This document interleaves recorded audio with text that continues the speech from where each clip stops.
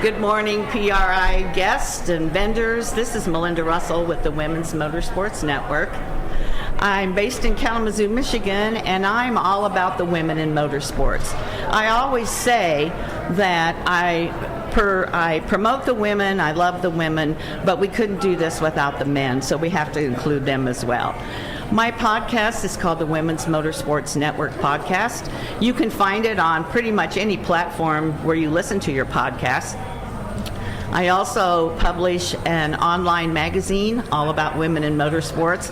I'm always looking for new people to interview, new girls anywhere from 5 to 105. So anybody that's out there listening that has a daughter or a wife or someone that you know that should be interviewed and featured on the podcast or in the magazine, please reach out to me, Melinda Russell, on Facebook, and let me know, because everybody has a story, and I love telling stories. And so that's one of the reasons that I really love doing a podcast. So today I have a very special guest. I've known Julie Nataas for 7 years, Julie. A long time. She was one of the first gals that I knew when I first started the Women's Motorsports Network back in 2017. And I've watched her grow, and I've watched her be very successful.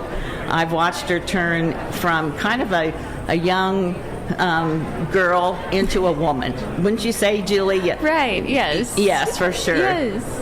So normally I try to do a little introduction in that, but you know what? It's always better coming from the person. So Julie, I'm really going to let you kind of take the show over. I want you to just give us a little background. You know, you didn't just wake up one day and start driving a car. No, I did not. No. So why don't you start kind of from the beginning and tell us where you started, what your journey's been like, and then where you are now. Well, so I'm Julie Nataas, and I am now 28 years old. I am from Norway, and that's where I grew up. I grew up in Europe, racing together with my dad and my grandfather. They were both race car drivers, so like a lot of other people growing up in the motorsport, the first time they were at the racetrack is when they were a baby, and same goes for me, but instead of growing up at the racetracks here in America, I grew up at the racetracks in Europe together with them. My dad raced Pro Mods, Top Fuel cars, and funny cars, and is a Top Fuel European champion. So that's what I always wanted to do. Like when I turned 8 years old, all I wanted to do was to be a race car driver, because that's the age you could be at that point to drive a junior dragster. So when I was 9, I got my first junior dragster, and I started racing, and that's literally all I ever have been wanting to do ever since. So I started junior dragsters. Then I started go-kart racing, and then I got my Super Comp car at the same time as I also started driving Formula cars. So I had a little bit of a diversity in motorsport, because I felt like drag racing in Europe wasn't like every weekend. I needed to race all the time. So on the weekdays after school, I would be go-kart racing, and then on the weekends, I would either run like a drag race or a go-kart race. And once I got a little bit older and got into the Formula cars, we also had to start deciding if we were going to do a Formula car race that weekend. Once I had finished all of that, I did move to Santa Barbara, California for school. This was right after high school, so I was thinking I was going to take like a year off, like a gap year, to try to figure out what I was going to do with my life, although I knew that I wanted to be a race car driver. So I moved to California, and I kind of just started networking with people in the industry. I also already had some friends at the racetrack here. That also comes from my dad used to race over here in the States like a couple times a year when he was racing Top Fuel. So I kind of already knew a little bit about where I wanted to go and how I wanted to get into NHRA drag racing. So that's kind of what I started doing when I was 18. And, you know, that 1 year has now turned into almost 10 years. I still haven't moved back to Norway. So I started university, and I got my bachelor degree in marketing, business, and entrepreneurship. My last year at the university, I did start racing with Randy Meyer Racing. I got my A-Fuel license with them and kind of raced like a part-time schedule while I was still in school. And once I have graduated, I started full-time racing, and that's now been my job since 2019. And I won a world championship, a couple of regional championships, driver of the year a couple years. What else? There's lots of things going on. Lots of things, and typically someone that starts racing at a young age, they do try a variety of kinds of racing. Yes. Go-karts, stock cars, dirt, asphalt, whatever it might be. So that's not that unusual, but I have to say, though, in drag racing, I don't feel like we do see a lot of the drivers that have ventured out in different motorsport. I've seen me and maybe 2 other drivers that actually have experience outside of drag racing, which I think is interesting. Because anywhere else you go, you'll be like, oh, I drove this, right, and this, and this. Right. I was just at the Women with Drive event the last couple days, and a lot of the girls or women that were on the panels that had come through racing had done a lot of different types of racing. Yeah. Whereas, like you said, if you're a drag driver, you start in a junior dragster, and you pretty much stick with that because that seems to be your passion. Yeah. When I first started the Women's Motorsports Network, I went to a drag race at Martin, Michigan, which is close to my home. And I knew there were a lot of women in racing, but I had no idea in 2017 how many women there are in racing, involved in all kinds of aspects of racing. I went to the races that weekend, and I could not believe how many little girls, up to like teenagers, how many there were. They outnumbered the boys, I swear. There were so many of them. And I was just blown away. I could not believe it. And I thought, okay, I'm doing the right thing because there's way more women involved in motorsports than I thought, but I don't hear about them. And so that's kind of what's been my passion. That's where you came in. That's been my passion, is to share your stories. I love that. Yeah. We do need people like you. Well, thank you, Julie. I love you. You know that. I follow your career. I've followed you for a long time. So what would you say has been the hardest part of being a race car driver? Either just as a race car driver and then as a woman in racing. As a race car driver, I think the hardest part is getting sponsorships. Being out there and actually making money doing what we're doing is the hardest part. Of course, it's a hobby for a lot of us, but for me, I've been lucky and I've had this for a career for quite some time. But now that I have decided to leave my race car team, I'm in a position where I don't have a job for next year yet. I don't have, sponsorships yet for that next step and to continue to do this. So I think it's not necessarily showing people that you have the talent. It's finding the right money and the right partners and the right business to get there. Yeah.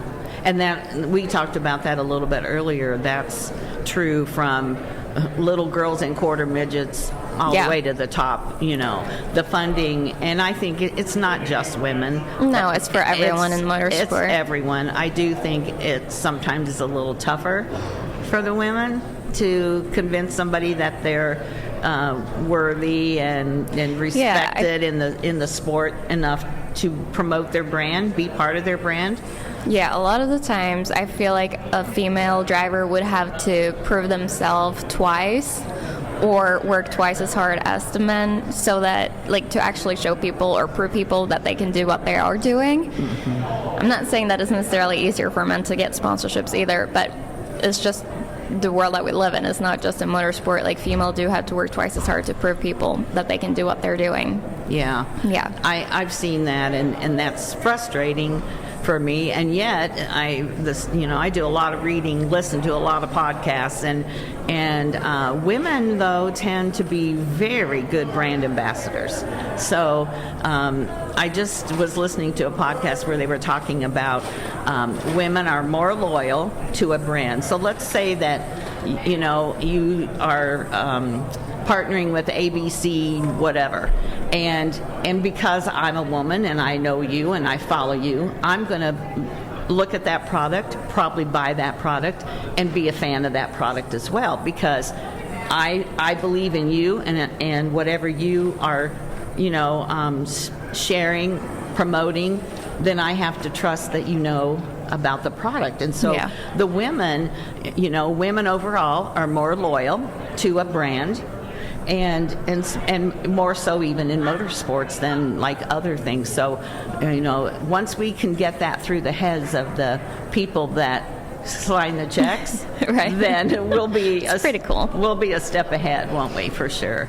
Yeah. Another thing that we saw this year in NHRA is that we have a highly growing female fan base, which I think is pretty cool. Like, I even see it day to day when I'm at the racetrack. We have a lot of females, even like not just young girls anymore. We actually have like people my age coming up to me in the pits, which I think is pretty cool. So we see it growing. Yeah, it is growing for sure. I mean, every year the women at the racetrack are bigger in numbers for sure. Yeah. And I think events like the Women with Drive that I was just at. I was at the inaugural event 4 years ago in Nashville. There was maybe 100 women or so, and over the week, or Monday and Tuesday, we had over 600 women. That's amazing. And there was a handful of men. I want to say maybe 50 or so. Yeah. But to see that many women, and they came from different countries. Yeah. They came from all over the United States. It wasn't just Indy based. It was from that's everywhere. Pretty cool. And so, I love promoting the women because I want them to get the exposure, but I also want people to understand that the sport is not just a man's sport anymore, and right. It hasn't been for a while. But people that don't know or follow motorsports have no idea about that. Oh, no. No. You always have some of them that are just like looking at a female and still making ignorant comments, but I feel like a lot of the men or maybe people my age have realized that, it's not like that anymore. No, I agree with that. Yeah. So let's first talk about your plans for next year as much as you can, and then we're going to go back and find out some of the reasons why you've stuck with it. So why don't you start with, I kind of interrupted you. Tell me what's your journey now, where you are, and what you hope to be doing next year, and then we'll move on from there. So this year was my last year with my team, NHRA Racing. I just left them, so right now, at this moment, I am a race car driver without a race car to drive next year.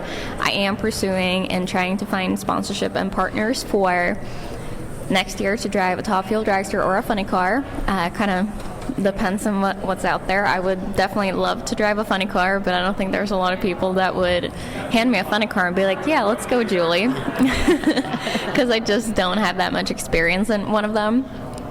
But I'd love to do that. So that's kind of what I'm trying to do. Yeah. And, how do you get experience? Seat time. You got to be in there. You got to be in the car. So you've proven that you're a good race car driver because you started, and look at the success you've had. So there's no reason to think you couldn't do the same thing in a funny car.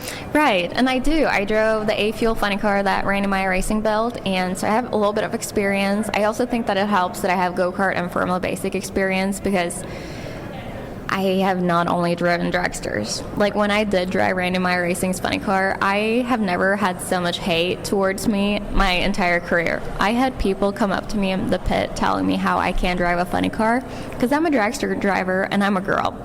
So that makes me kind of even want to drive a funny car even more, just to prove that, hey, I can be just as badass as all these other men out here driving these funny cars. Like, funny cars are just not for men. No, they're not. And it's just so irritating, isn't it? Don't get me started. Sometimes I don't have a filter. When I hear somebody do that to a woman, yeah, it's like, what the heck are you thinking?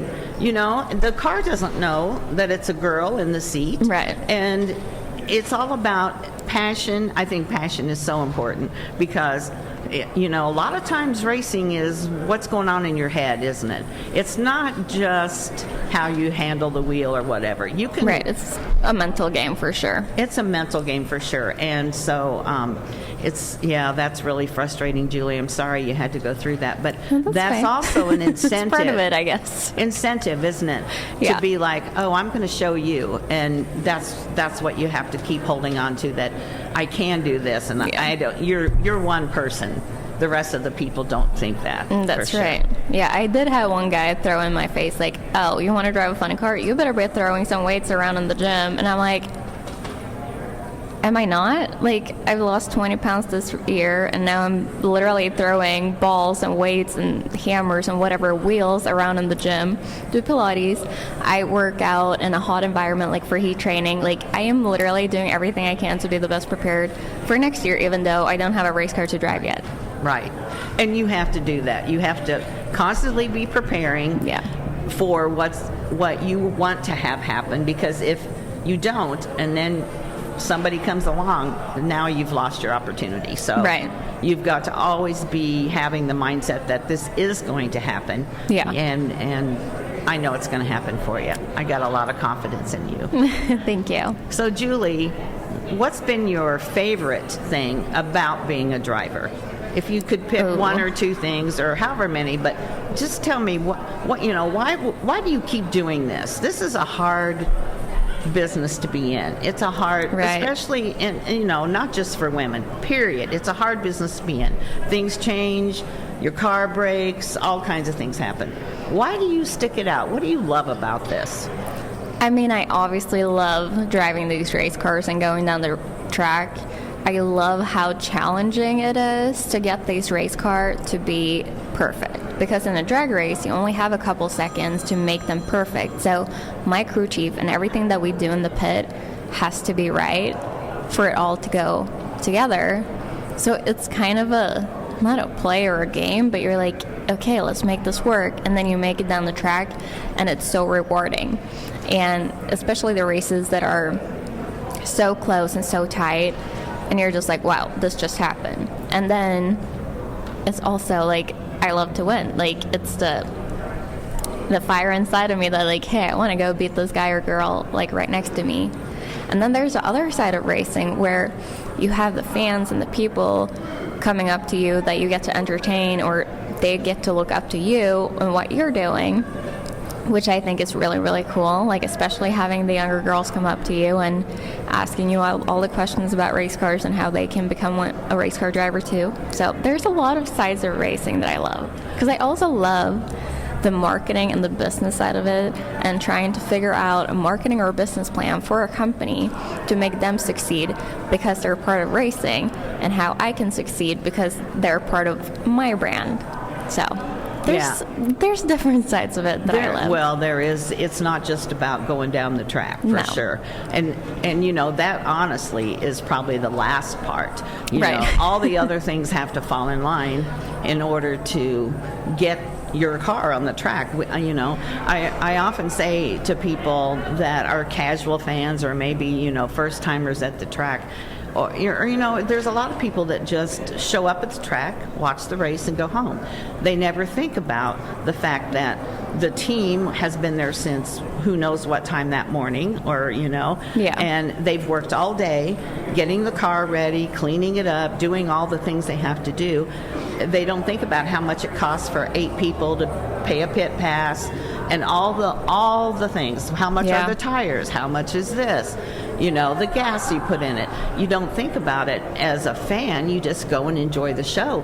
But there's a lot of people behind the scenes and a lot of money that goes into putting one car on the track. Yes. And I encourage people, especially, you know, I follow all kinds of racing, but dirt track, asphalt, short track racing, that's where my passion is. And people just come to the show, and I encourage them, ask your favorite driver if you can go to the pits with them one night, and be there when they get there, pay your pit pass, do all the things that they do. You're going to be much more appreciative of not only that driver, but the racetrack and all the things it takes for me to enjoy racing. Yes, I agree with that. Then they can actually see what's going on. It's not as easy as it might be looking like.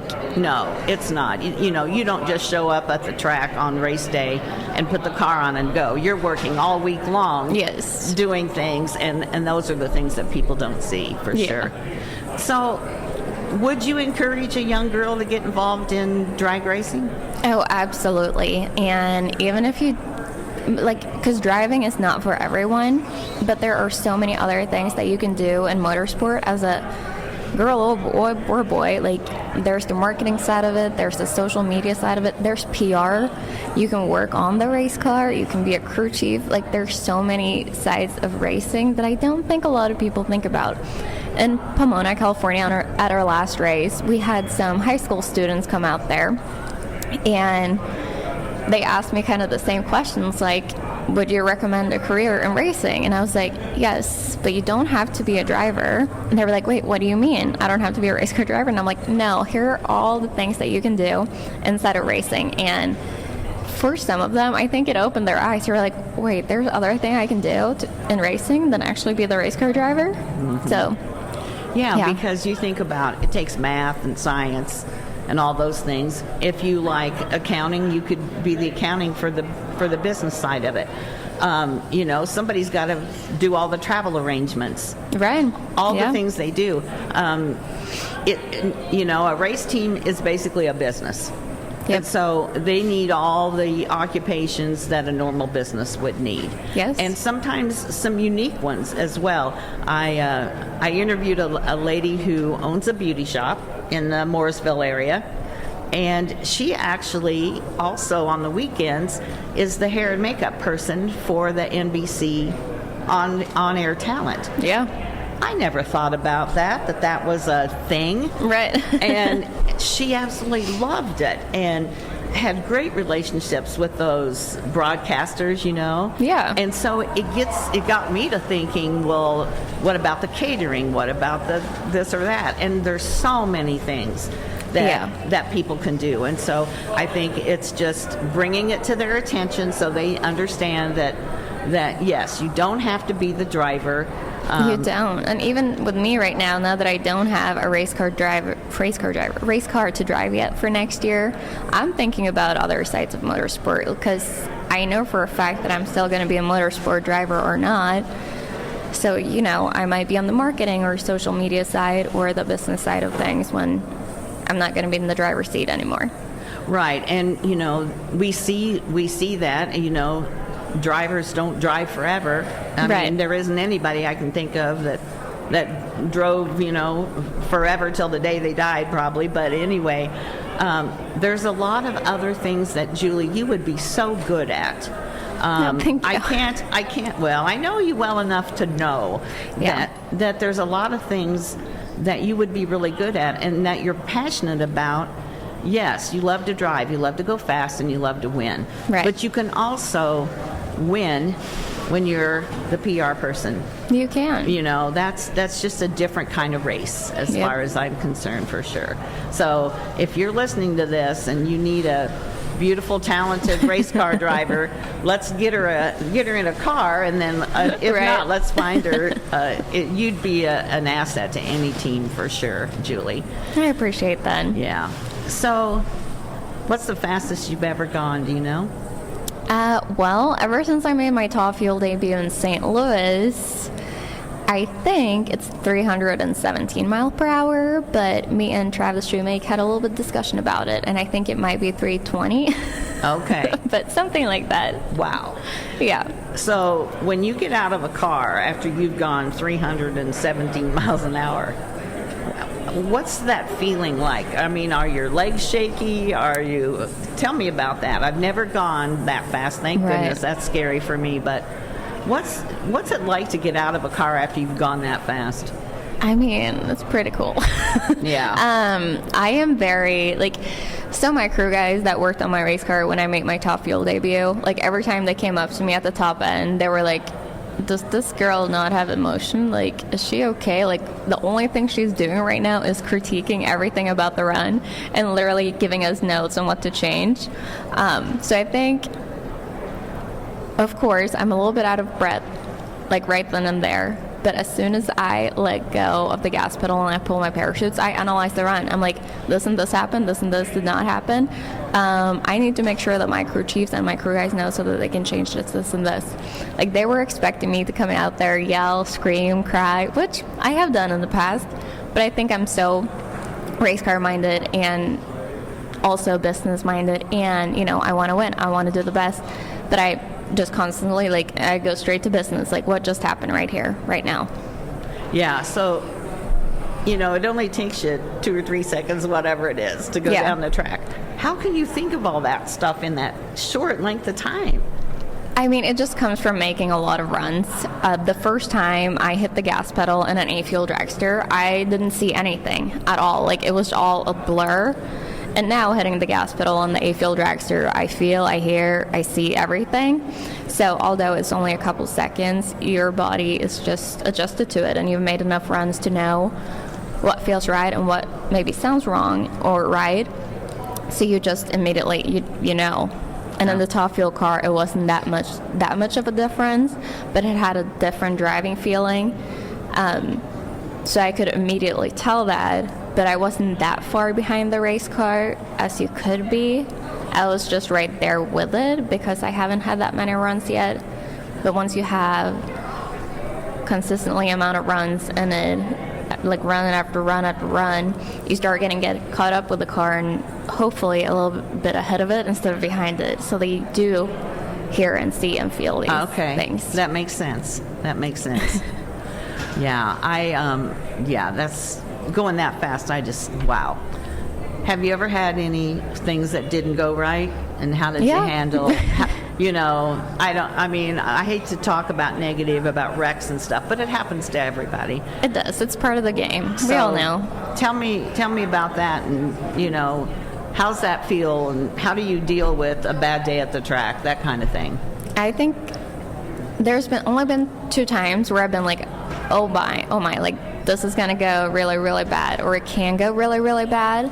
The first time was when my gas pedal got stuck and kind of hung, so I was just kind of holding on, and I shut everything off, and it was still going, and I'm just like, why is it still going? Like, I even clicked the oh shit button, as I call it, and it's still not wanting to stop. But it's a nitro car, it's not your regular car, so of course it's going to run until it runs out of fuel. Yeah.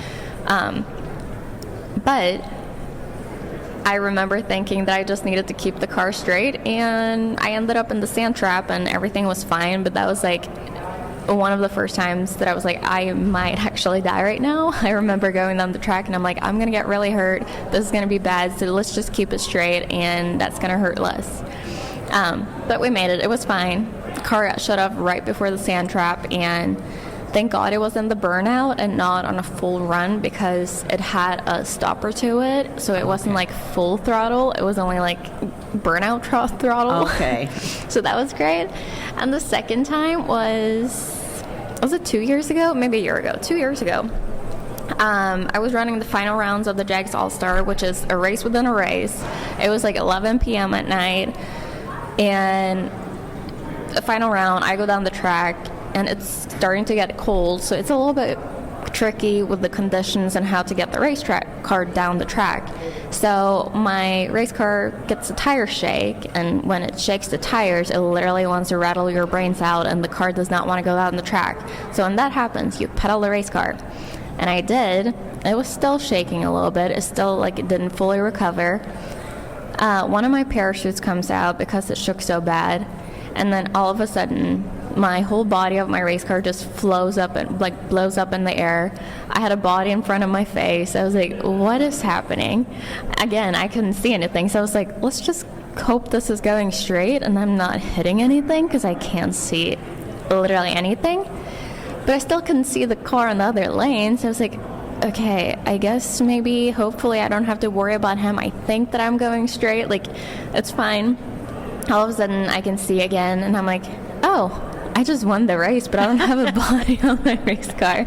So, that was a little bit, I guess, not as terrifying as when you have your gas pedal stuck, but it was definitely an experience. And yeah, winner circle photo without a body on my race car was interesting. And that's a story. It's like, what happened here, Julie? When you see those pictures, for sure. Yeah, that's the thing about motorsports as well. We never know what's going to happen. You can plan, you can prepare, you can buy the best of everything. Yeah. But it only takes one little screw or one little bolt not there or whatever it could be. And you just don't know what's going to happen. So you just have to be prepared. And the more you drive, the more small or big situations you get in, and you learn how to handle it for sure. So That's true. yeah, that's part of being seat time, that we call it, don't we? Yep. You know, getting the experience, and that's the good thing that you have going for you now. You do have a good amount of experience for sure. So That is true. I love that. Yeah. So your dad was a racer. Was your mom on board with her little girl being a race car driver? She got used to my dad being a race car driver, so I don't think she's ever really been worried about me driving. She also used to work in the jury, on the jury side of racing, like in the Norwegian Sports or Motorsport Association. So she's always been involved with motorsport. So it's not like it was anything strange to her. So it's actually been pretty easy with her. I feel like most moms are just worried, but she's actually been pretty great with it. Yeah, and I think eventually moms kind of, if you can't beat them, you got to join them. Yeah. It's kind of the thing. So instead of, staying home worrying, it's almost better to be there to know what's going on and be a part of it instead of fighting it. So, I don't run across too many moms that are not supportive once they realize that their daughters, this is what they want to do, and so it's like, okay, I really wish she'd take ballet classes, but if she's gonna drive a race car, then I'm gonna be there to watch her. She did try. I was a dancer, so there's only two things that I've done for sports my entire life. I guess you can call dance a sport, but it is. I danced as a kid, for 10 years, and then, racing started up, and I was like, well, I guess I'll dance for fun and do racing now, but anything else I would not do. Yeah. Mm-hmm. Yeah, and I don't find too many girls, when they're younger, they do softball or volleyball, and as they go through school. Yeah. But the ones that are really passionate are the ones that give all that up, even in high school, and just say, I'm going to do this. I want to ask you about, so you raced from the time you were little. Did you go to a public school? I did until, when I started high school, I actually started a private athlete high school so that I was going to have, not more time, but they were going to be willing to support my racing career as well as making sure that I got my degree and graduated high school. So I was actually allowed to go racing whenever I needed to, and they would work around schedule, for tests and all of that. I could do it whenever I got home, or we would do something while I was on the road, over, Zoom, which wasn't Zoom back then, but was a Skype, They made it work and made sure that I could do something, make sure that this could be my career at the same time as, hey, let's get your high school degree. Okay. Yeah. So this is a question that I hear, or answers I hear from a lot of girls, is that they don't have a lot of friends through school because they're gone every weekend. Right. How was that for you? Yes and no. I actually, although I've lived here for 10 years, I think I'm actually the closest to my high school friends. We're a group of 6 girls, and we immediately became this group of 6 girls when we started high school because we were all passionate about something. We all moved from different places in Norway, so we kind of came this little group together that were always together in school but also always traveling, so we all understood what we were all doing and why we were all gone so much. Yeah, and that kind of made me sad thinking about it, that they missed so much of the, the things on the weekends. They're not going to the movies with their friends, and they're not going to the dances and some of the things. And, I used to really get bummed out when girls would say, oh, I didn't really have a lot of friends in school. My friends were the people at the racetrack.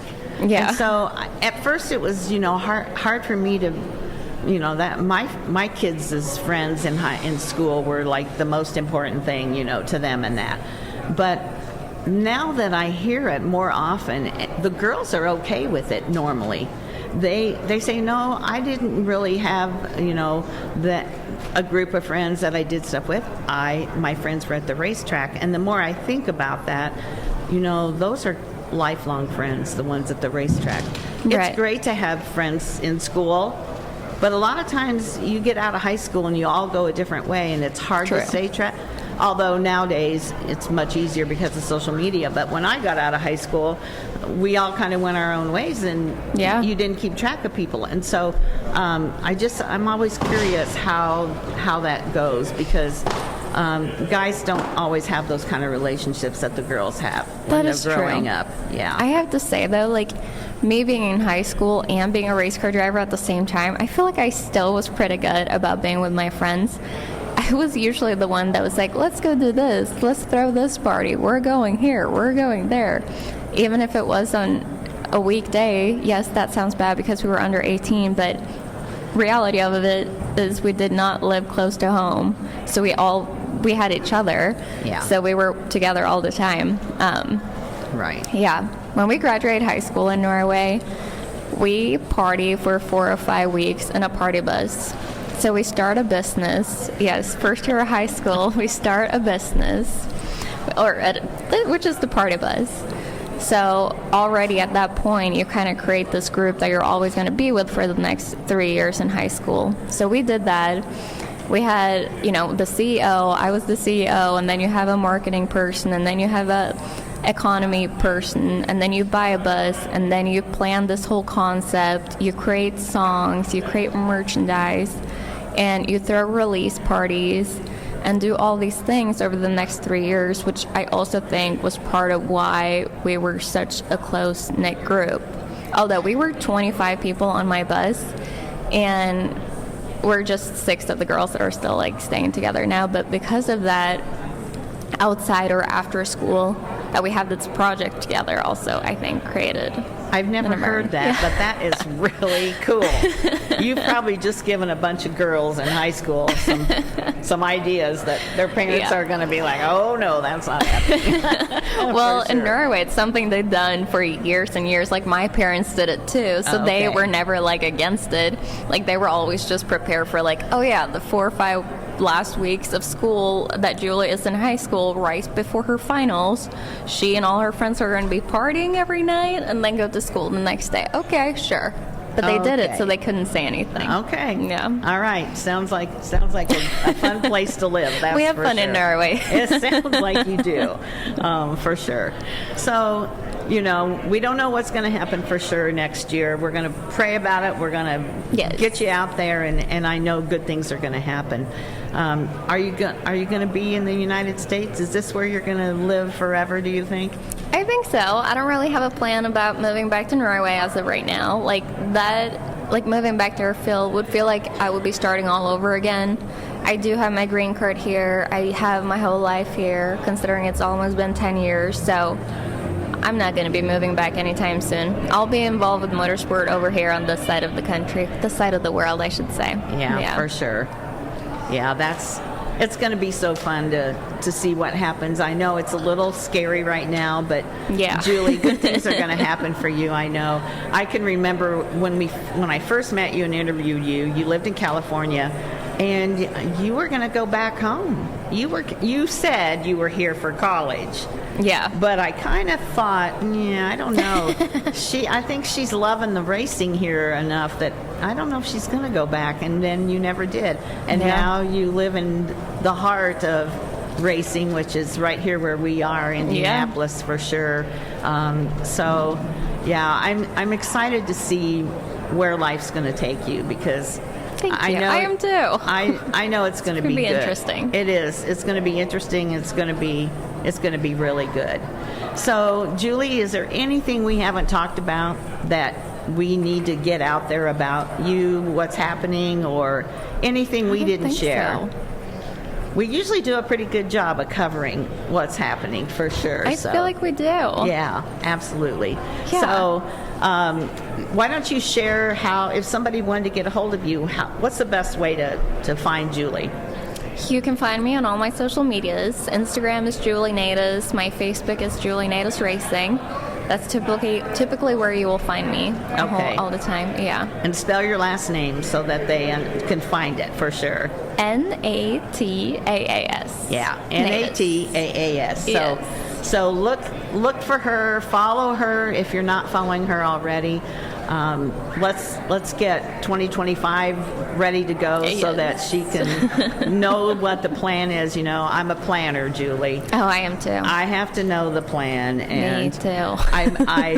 There was a gal yesterday that said, she was an engineer, and she said, I have to make a list and I have to check things off. And I was thinking, that sounds like me. I make lots of lists. So good luck to you, Julie. I'm going to be excited to see, like I said, where you're going. And if you're out there listening, get a hold of Julie, follow her, and let's find another successful path for her to take. Right. I agree. Right. Thanks for having me. Thanks, Julie. I appreciate you taking the time to be here. Thank you. So this is the PRI podcast studio. We are located off of Capitol Avenue, kind of in a way around the corner, so you might have to look for us. But there's a whole lineup today, tomorrow, and Saturday of great podcast guests. So make sure that you come over here, hang out, listen, and appreciate that they invited us to be here today. So everybody have a good show.